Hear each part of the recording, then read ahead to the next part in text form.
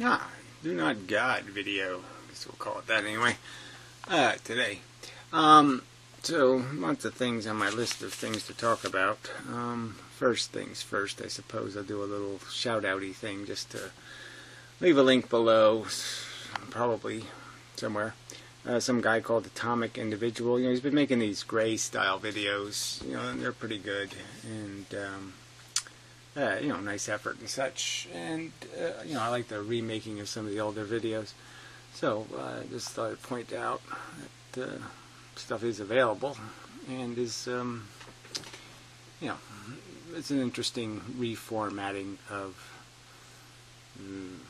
this. Alright, so moving on. Holiday, a little bit. And then I'll get to this message board post, fuck you Inmendham, and some other this and that stuff, no doubt. Guess I can put the camera down for the rest of the video, or parts of the rest, mostly. Yeah, it probably doesn't matter even if I'm reading.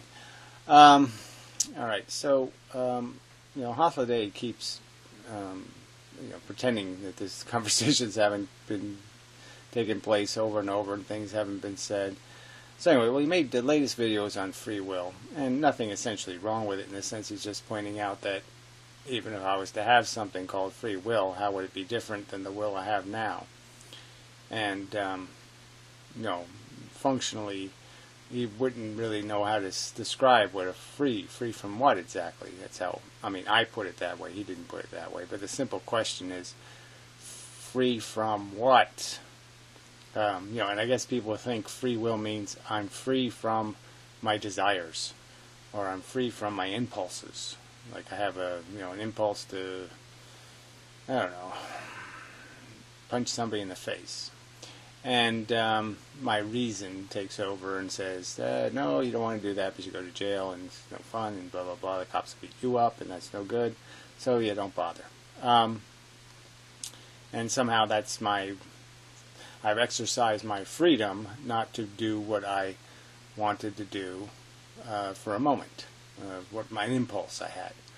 And so people think that's their free will. Like my extra brain, the other one, overcame my dumb brain. My smart brain beat my dumb brain. Well, I'd go along with that, actually. But it just doesn't make any sense. You can't be free from the pieces that are inside of you. That's what you've got. And frankly, the whole idea of being free would be kind of stupid. Free from what? Your life experience? Free from what you've learned? Free to step into the bear trap when you know it's a bear trap? What free wouldn't have any, it'd be unrecognizable as anything good. So, again, the free word is the one that's so problematic. It's just a non-starter. Free from what? Understanding, knowledge, intelligence, wisdom, life experience? Free from what? Yes, free from the burden of what? Being controlled by the crudest of instincts? Free from saying, grab by the pussy? Yes. But that's not free will. That's just knowledge. Smart people know, no, you just don't grab by the pussy. That's rude. And dumb people don't know that. That's just obvious. It has nothing to do with any freedom thing. It has to do with knowledge. So this whole conversation about what a free will would be anyway is just stupid. Free from your life experience. I don't have to, like I said, it's like somebody saying you don't have to learn how to play the piano, you just play it. You don't have to learn how to play the violin, you just play it. No. You gotta learn. Your will is learned. And that's your life experience is its education. Your life experience educates your will. You'll learn to associate words with things, and you associate people with things. Like I associate Holiday with dog shit. Because his brain is pretty much made of it. Just life experience. It teaches you these things. Alright, so to the other subject that Holiday keeps ragging on. Now he's playing this stupid vocabulary game. So now he you know, it's like what am I going to call it? The flaccid dick fallacy. Like he thinks he fucks somebody with his flaccid dick. And yes, I think he has a flaccid dick, but I mean he also has a flaccid dictionary. So he goes to Google and apparently goes to the first result, which is like retarded, and dictionary.com, who's proud that they've just put bitch slap into their dictionary. So a dictionary that has bitch slap in it, he goes to for a definition of the word qualitatively. And then instead of going for the dictionary definition, no, he goes to the thesaurus to get the synonyms. And one of the synonyms, it was arbitrary, no, it was subjective. And it doesn't make any sense. I mean, it doesn't have anything to do with the word quality or a qualitative evaluation. An evaluation based on quality is seldom going to have something to do with subjective. That would be exactly the opposite. A qualitative controlled experiment isn't going to be a subjective one. When you want quality, you want something that's unsubjective and unbiased, not biased. So the word has absolutely nothing to do. It's an antonym, if anything. And because it was in the thesaurus on dictionary.com, he says that's what the word means now. His declaration. He's fucked me with that flaccid dick. And no, not even close, buddy. That's a fallacy in your little fucking head. You can't do that. That's just retarded. And you look retarded doing it. So yeah, I went to Webster's and what was the other? Oxford. Good English dictionary. And yeah, they do no such association. They have no association between the word qualitative and qualitatively with any such synonyms of subjectivity. None. So this is just, I mean, you know, can his arguments get lamer? Or now he's picking on a word like that. And it's not even my word, frankly. I don't know who started that word, but it wasn't my choice of the favorite word to use, but it doesn't really matter. I've always defined my language with the context of my statements. So I've always emphasized the point that when I'm talking about something qualitatively, I'm talking about the quality of the experience. I'm talking about, you know, its depth and its value meaning. I've made that clear, and it has nothing to do with subjectivity. So this is a subject that just keeps coming up, though, you know, with these nihilists, is this idea that they can't distinguish between the fact that sentient creatures feel and what they feel. So because what they feel is subjective, that is, I like banana cream pie and somebody else it might make them throw up, so it's horrible. Now the fact that we have different opinions, we have different impressions, we have different subjective personal experiences. Things can please us or displease us depending on who we are and how we're programmed. That fact somehow is the only fact to pay attention to. And the very fact that the feelings themselves are decidedly positive and decidedly negative is not a relevant fact. That's something we can forget altogether. And to me it's just so obvious how, yes, the one element is subjective. I'm never arguing for people's subjective definitions of value. I'm always arguing for the ones that are absolute. That is, what is the real effect? You worry for retarded people because they don't know what's in their best interest. So you have the wisdom to know they need a brain. They need a brain that works, or they're going to do damage and harm themselves, and that's not a good thing. Harm will happen, and it's the harm that's a bad thing. So if I say the human race is a bunch of deluded lunatics, who can't even decide, who can't even understand their own best interest, which sort of comes up in the context that somebody on the website, you know, on the other Draft Science channel asked one of those silly kind of questions like, why does the universe exist? And I've already answered it there, but I'll just answer it quickly. Well, we know why it does. We know what explanations are silly. Tinkerbell made it. That's silly. The universal rhinoceros farted it. Now, that's silly. An eternal God that existed forever, that's more complex than the universe itself, made the universe. Silly explanation. It doesn't exist for any of those reasons. You know, it doesn't exist because something more complicated than the universe made the universe. No, that didn't happen. You don't answer the question by creating a creator. Creators need to be created, and then you have the same question all over again. Where did God come from then? So you haven't fixed anything. And so the simple answer is it does exist. Yes, it just happens that whatever this is, it happened. Because it could happen, might be the answer. And there's no, in a rational perception of a cold reality, one just based on no presumptions, there's no reason to think it's going to create something that works, quote unquote. It can create something that doesn't work, that just makes suffering for no good reason. And that's unfortunately the universe we're in. It's one that made it possible for a bunch of pointless worries and concerns and silly notions in heads could all take place, and we could just sit here and basically torment each other for absolutely no good reason. Nothing accomplished in the process. No need satisfied beyond our own silly needs. So we make the need, we satisfy it poorly, and then call it a job well done, which is the definition, in my opinion, of retarded. That's why people are stupid motherfuckers. I could just say they're retarded, but I mean they're stupid motherfuckers because it's the kind of retardation they don't have to have. Because they're smart enough to do what I just did, to say something like, well, if God created it, that doesn't explain anything, because then I have to explain what made the God. So it doesn't answer the question. It's stupid. This isn't that complicated.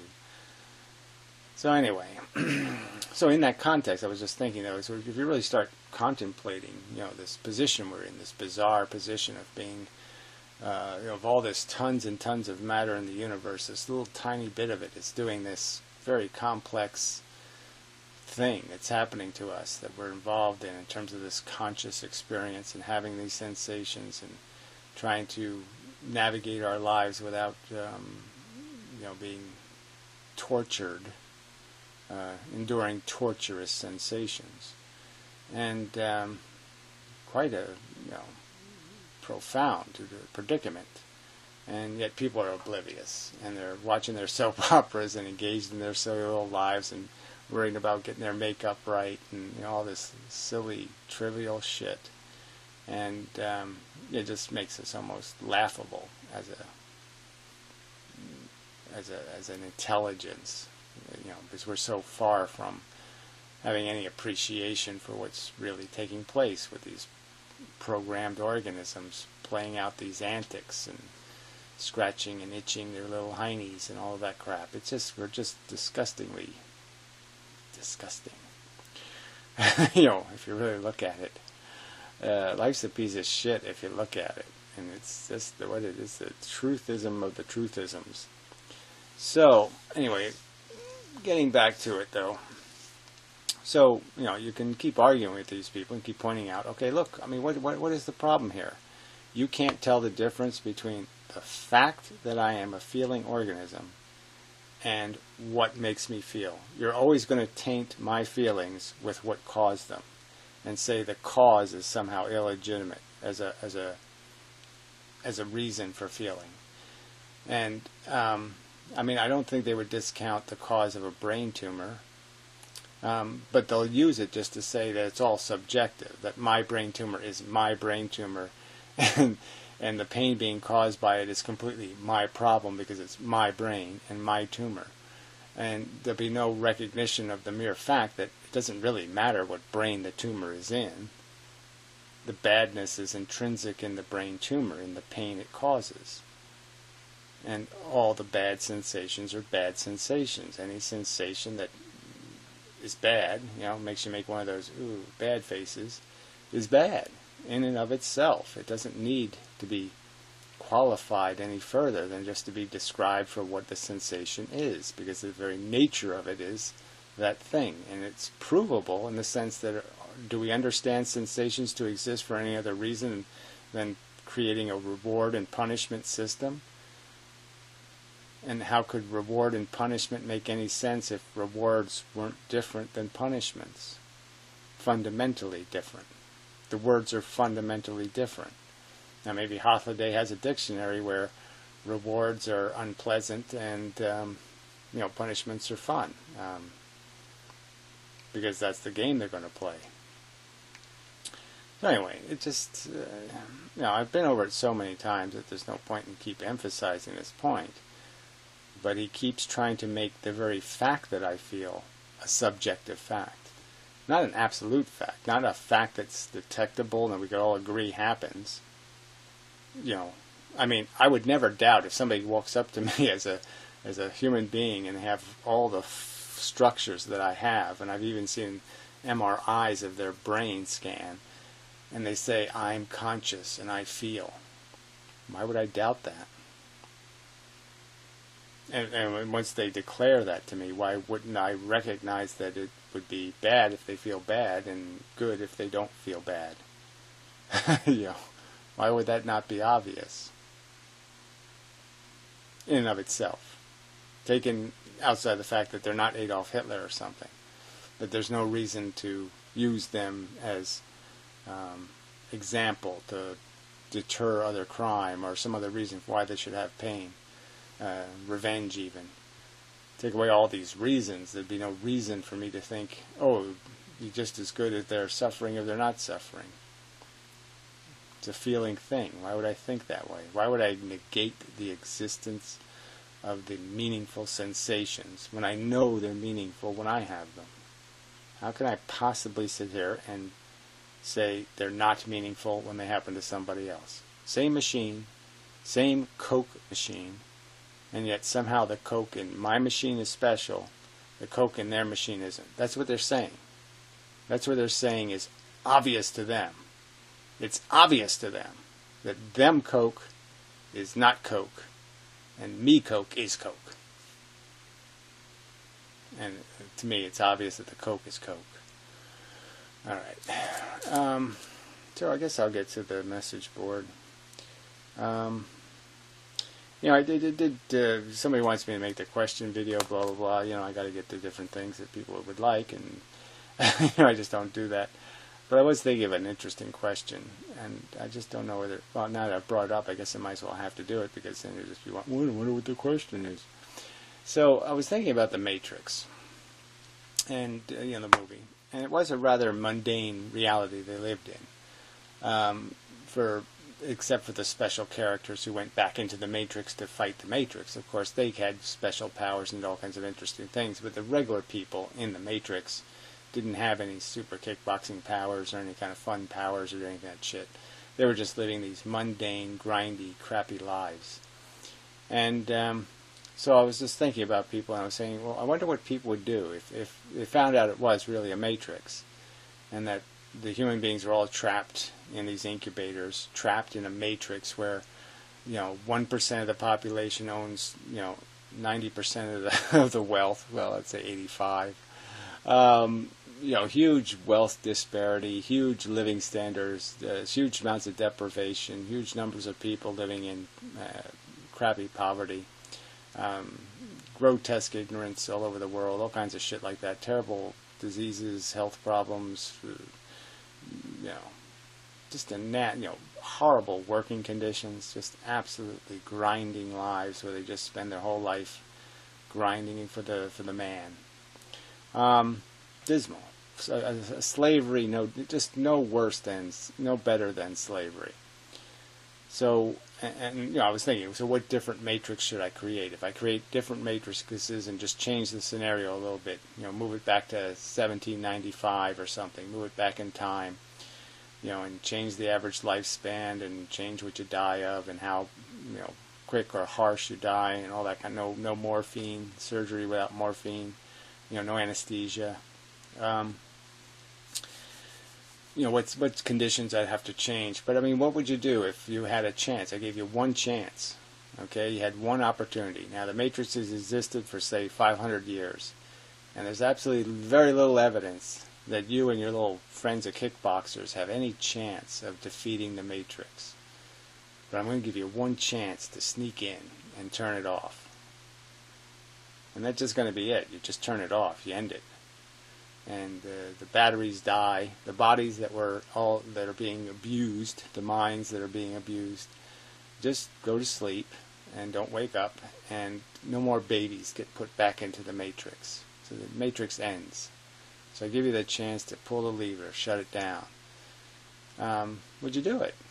Or would you just let the grind continue? Just keep, and you know, I would include in the equation that you have billions of animals in the matrix, you know, living terribly short lives, where 99% of them will be killed as children. Children. Kids. Little baby poo and a little baby tiger. Little baby Eeyores. Killed. Horribly. Eaten alive. And, you know, what would you do? Would you be as big enough an asshole to say, no, I'm going to leave it running? It's a good game. Good matrix. Good enough. It's better than nothing. Sick motherfuckers, I'd say. Anyway, so that was the question. So, throw it in there for free. What would you do? Yeah. Anyway.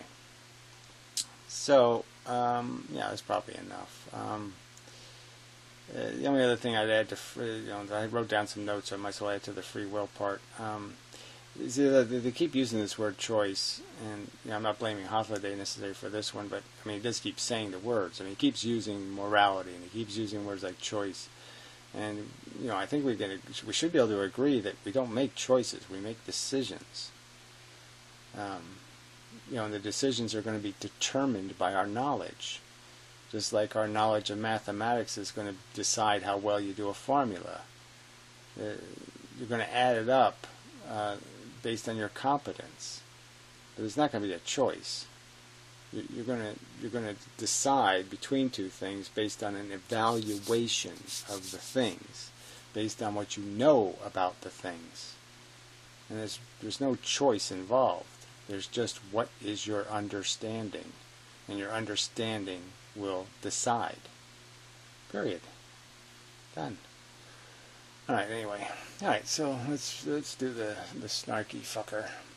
I mean, you know, these unaccountable trolls, I mean, they're all these nameless assholes, and they just talk this shit. And, you know, they don't have the guts to say anything. So he calls himself not an Inmendham. Well, what the fuck are you? Who the fuck are you? You come into my living room, so to speak. You talk your shit. You don't give me the return address. I mean, where can I stick some crap on your car? I mean, where can I, you know, shove some shit up your nose? I mean, it's just so fucking rude. Where are you talking on the internet or doing something on the internet where I can show up and fuck with you, fucker? Talk about what a nihilist bigot you are. A racist little twat. Why don't you give me the chance to do that, shithead? I'll sign what I'm going to write. You know, pussy. I should say faggot. You know, that's the amazing atheist, right? He's so funny because he'll talk about, you know, like, we got to stop those faggots from interrupting the rights of the transgenders. You know, some kind of stuff like that. It's just so ironic, you know, that he's not even trying. And he says, I know what people want. And it's like basically saying, people don't want you to even try. You know, don't even try. You know, to try to fix the world. Just sit there and, you know, wallow in bad habits that'll get the world nowhere. I mean, you want sympathy. You want people to have respect for their the dilemma of their body dysphoria, and yet you'll sit there and say a word like faggot. Doesn't make much sense to me. But, you know, you have to admit, it's just such a, just, you know, just from, the older you are, the more those kind of words seem like, oh yeah, that's just what I want to call this pussy. This pussy just ain't good enough. You know, you want to fuck them with a better word than that. Really get to them. And, yeah, it's just old jargon, though. And, you know, it is satisfying, but it's just, you know, I know it's wrong, so I don't do it. So I have to say something like skanky cunt or something. Anyway, alright, so this asshole says, you have been participating in this debate for, what, like 10 years or so? Yes, it'll be 10 years in May. And well, it's actually 20 years in some subjects, 30 on some subjects, and you still don't understand the distinction between normativity and the existence of experiential states? Question mark. What do I don't understand? What does normativity have to do with the existence of experiential states? Anyway, no reasonable philosopher, I don't know, definition of who's a philosopher. Are you a reasonable philosopher? Denies that pain is bad for that which has it. Well, again, that's not the subject, though. I mean, to it is just a silly argument that Coke is only Coke to the Coke machine that makes the Coke. No, Coke is Coke. I mean, we've sampled it. I know the sample. I've tasted it. It'd be idiotic for me to say it only has flavor to me. Is that your contention? So if I taste something, I say, hey, this tastes like chicken. I shouldn't assume that it will taste like something to somebody else. That would be idiotic. I mean, you could drink some gasoline and you say, gee, that was a bad experience, and that didn't taste good, and blah, blah, and I think other people would have the same experience, so they would learn from your experiment. So I'm saying I've experimented with consciousness. I can draw some conclusions on it, generally speaking. I can make generalizations. It's not a me-them circumstance. It's all the consciousnesses are doing certain things. And I have to acknowledge what all of them are doing. All right, anyway. And that pleasure is good for that which has it. Well, I'm not even talking about the good for. We're talking about whether pleasure is good in the sense that it's not a bad feeling and that pain and suffering are bad feelings. It's about what is good and bad. Good is not bad, and that's true. And that's all we can say for sure, in my opinion. The question is whether or not there are any normative facts that inform us about what we should and should not do.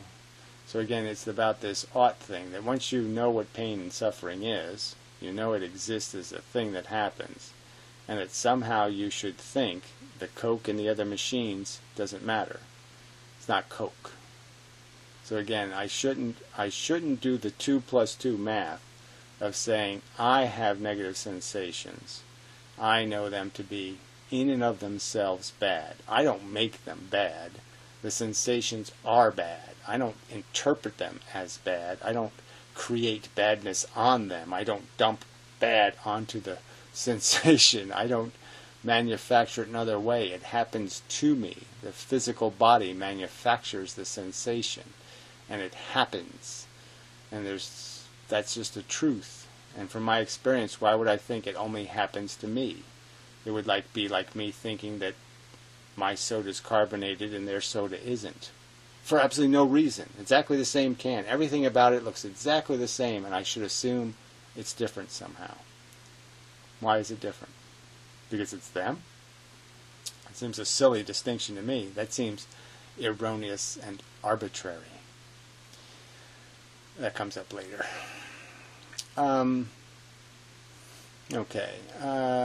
E.g., whether or not we should try to mitigate pain and promote pleasure. I'm just saying the logic to me is inescapable.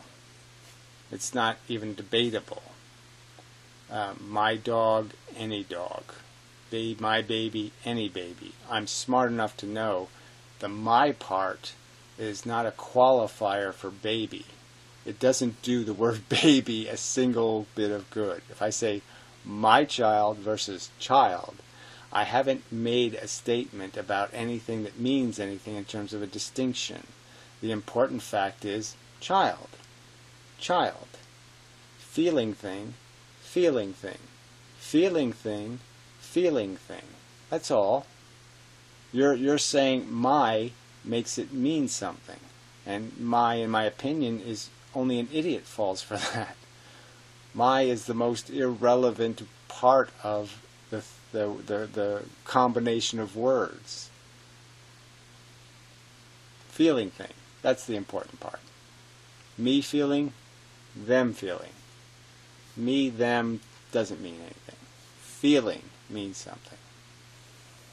Alright.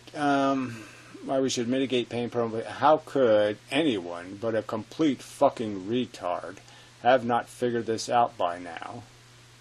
Having spent years dealing with these issues, your arguments are so bad they are, in the words of Wolfgang Pulley, not even wrong. Well, that's just too clever, isn't it? Why don't you quote Nietzsche next? Yeah, the guy, the Mega Man, who died because, basically because a woman wouldn't love him. They are conceptually confused to the point that they fail even to achieve the requisite conceptual orientation to target the real dilemma. Well, again, you're saying there's a real dilemma. I can't even imagine what the dilemma is here. You're saying the important word is me and them, and the important word isn't suffering or torture, pain, torment. I think you're insanely stupid. Insanely stupid. Alright, let's see. Target you defer exclusively to your own conscious experience. Well, exclusive to what? I can't actually get inside other people's heads, but I'm clearly using my imagination, if that's my conscious experience, my imagination, and saying, what do I imagine the difference being between my Coke machine and their Coke machine? Oh yeah, the difference is my Coke machine is here and their Coke machine is over there. Not much of a difference. Just programs running. Yeah, okay, they have a few different programs. My lights are like, 1970s. They're square buttons, and there's a light bulbs that go out sometimes. And theirs is the new modern one, and has blue LEDs, and it says faggot now and then. Yeah, mine doesn't do that. Is that an important distinction? The Coke is totally different because it has a few different blinking buttons on the machine. I'm supposed to believe that? That these trivial differences are important? Manifesting horrible feelings, torture, that's not important. What's important is, I don't believe in God and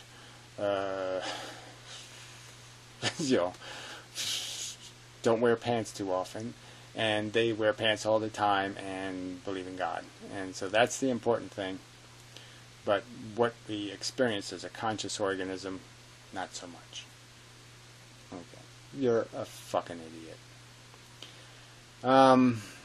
Let's see. Arguing that there's no other route to understanding the sentience of humans. Well, I've made the argument that you can't understand without sampling consciousness. So if you were a brain that never had a feeling, you would be knowledge deprived. Your ignorance would be profound. And there would be no way for you to contemplate or understand in any way whatsoever what it was to have a sensation tainted by a pleasant or unpleasant component. Let's see. When psychologists, well, who cares about psychologists, among others, make a business out of studying the mental states of others, I don't think they do that. They make a business out of pretending they're going to make people more functional. Okay, and all they're going to do is talk them into keep putting their feet in bear traps, when what they should do is just open their window from their 7th floor building and invite people to just quickly get it over with, because they're going nowhere and they're just going to be dead in the end, and by the time they get there they're such assholes they're not going to do anything but make a mess. So yeah, they might as well just jump out the window. If they really gave a shit about the person, they would just facilitate their suicide. realizing that reference to their experience alone would be entirely inadequate. Realizing that reference to their experiences alone would be entirely inadequate. Well, that's not the subject here. Again, is you're going to talk as if you're because I state that the first thing I learned by being conscious is what it's like to be conscious. That's the first thing you do learn. I mean, it's one thing you learn. You learn lots of other contextual facts about reality and even the physical universe. And you might even have a unification theory and lots of other stuff that you figure out. But the first thing you recognize is the fact that being conscious, you have now sampled consciousness, and it is quite informative to have positive and negative feelings. It informs you of what that's like.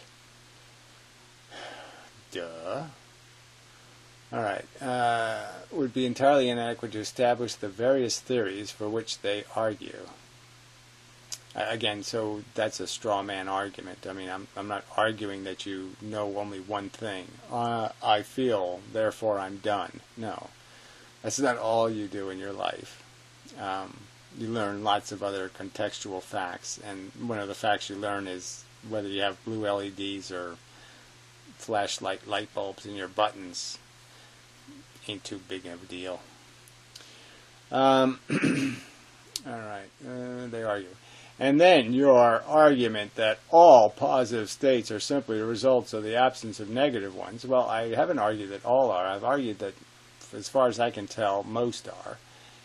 And that if you have someone you want to present as you think this is a real golden goody, one that I don't need any deprivation to create I don't need to create a hunger to make this one a positive. You want to show me that, then fine. But I say, yeah, I can basically, any pleasure you experience is usually going to be because you've worked to gain the need for it.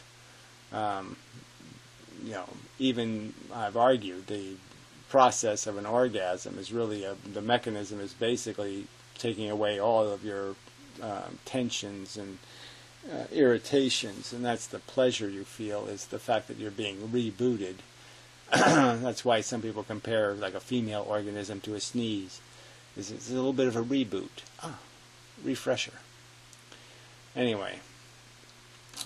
So, real positives. This is an empirical question. I don't know what that means. As a sentence. You're not going to ask a question, so what's an empirical question?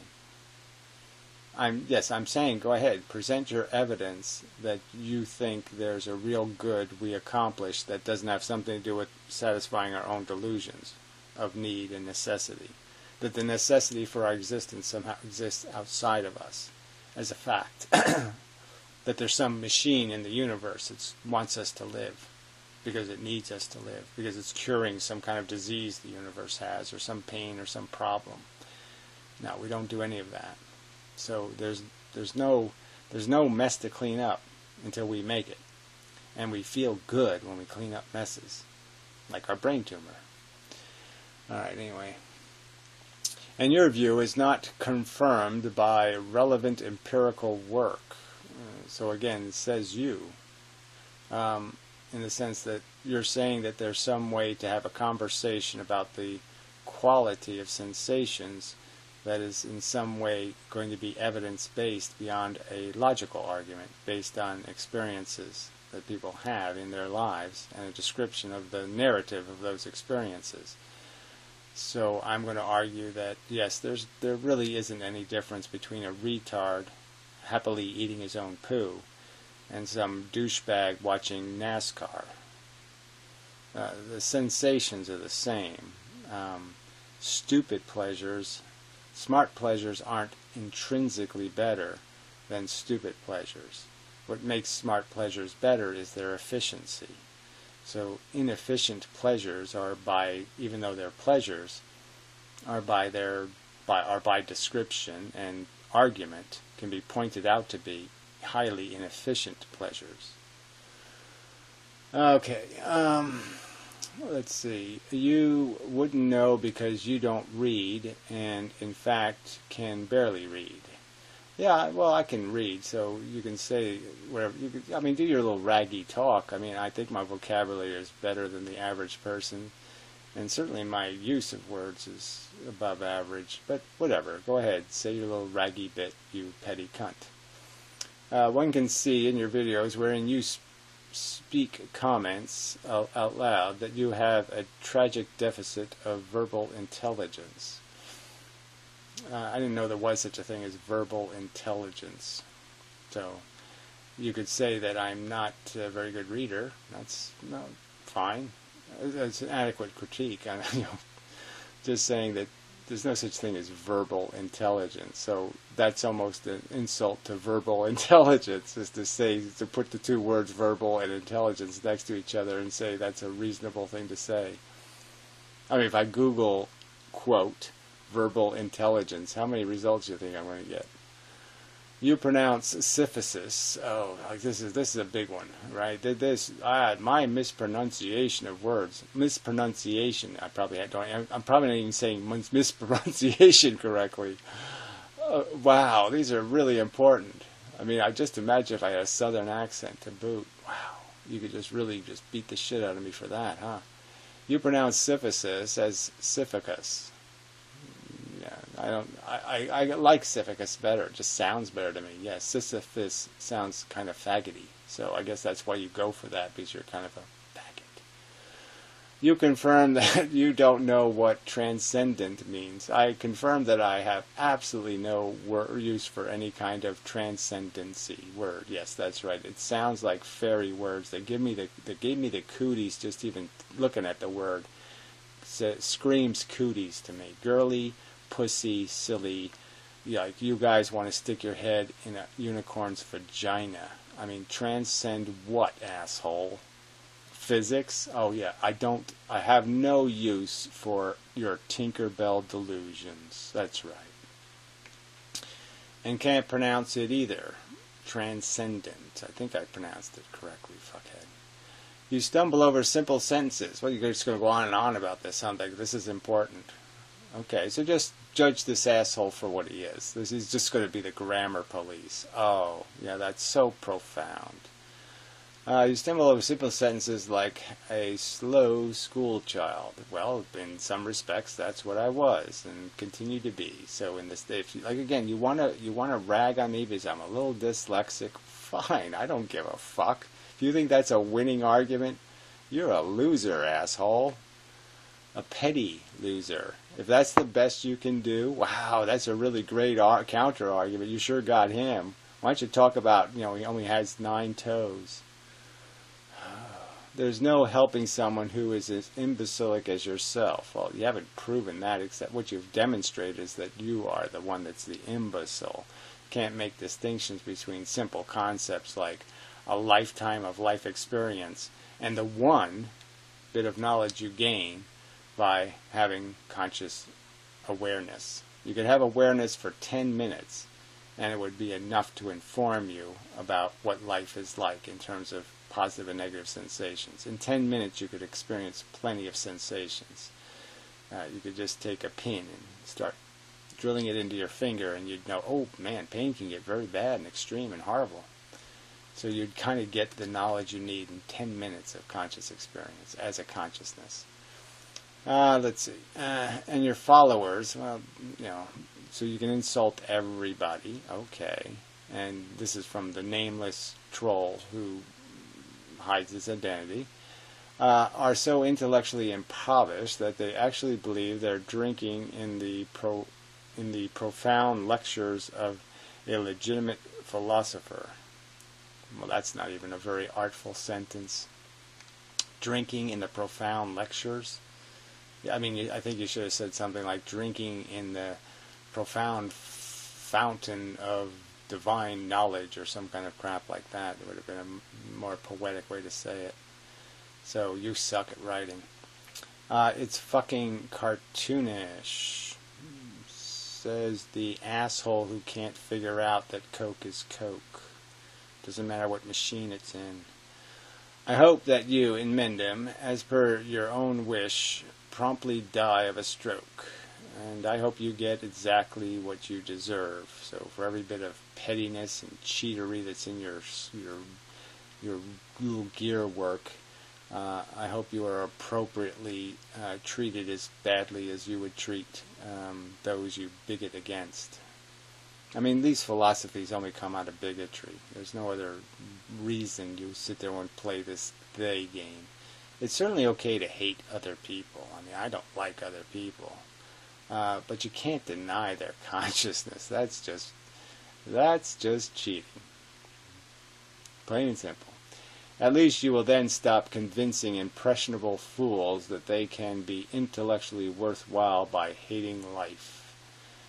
Well, by hating suffering and recognizing that they don't have a right to impose it. And it's arrogant fucks like you who think you have a right to play God and you don't have any superpowers. You can't fix what you mess up. You can't undo the tragedies you create and the horrors you impose. You're a reckless, selfish piece of shit. Stupid piece of shit. So, get what you deserve, which is maggots. Okay, so that's enough said. Enough of a video, I believe. So, but yeah, you just people.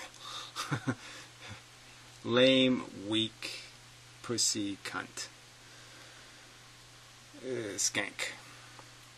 Anyway, till next time.